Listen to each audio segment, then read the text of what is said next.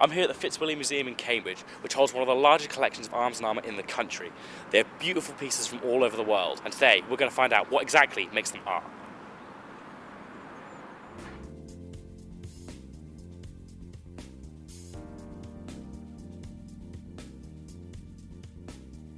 Here at the Fitzwilliam Museum in Cambridge is a special exhibit called the Armoury.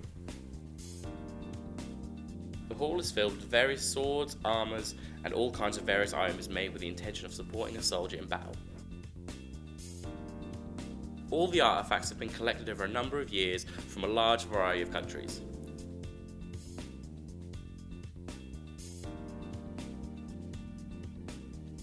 Items such as this, the German longsword, a weapon measuring nearly 6 foot in length.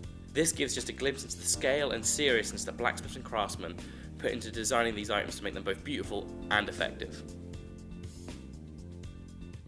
It's almost like a fashion statement. What's fascinating about a number of these items is the intricacy of the details.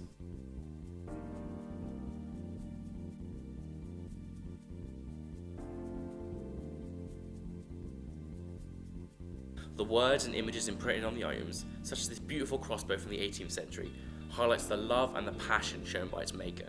It's a piece they're proud of and a piece any soldier would have been proud to have used. The bigger and more beautiful your weapon, your armour, or even something like your flask, the more powerful and masterful you appear. I sat down with the Assistant Director of the Fitzwilliam Museum, Kate Carreno, and asked her about the armoury and her opinion on whether the artefacts inside should be considered art. In a way, it's a collection of collections. So it started with the bequest of Viscount Fitzwilliam's collections to the University of Cambridge.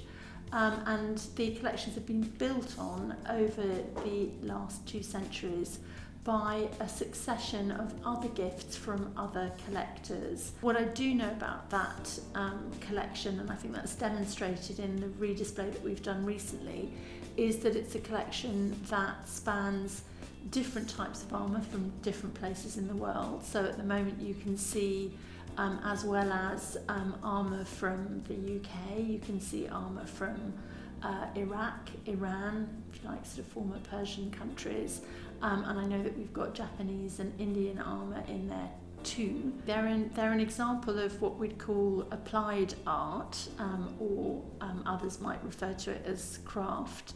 And the people who made those kinds of objects and still make those kinds of objects are people who have a lot of artistic talent. We might not know them as sort of individual artists in the same way as we would a painter from the Italian Renaissance or whatever period, but that doesn't mean to say that their work isn't important. Kate's opinion is clear, and I for one agree with her. The detail and work that goes into not just these examples, but those throughout history, proves without a doubt that weapons, armour, and yes, even flasks should be considered art. At least something beautiful can come from war.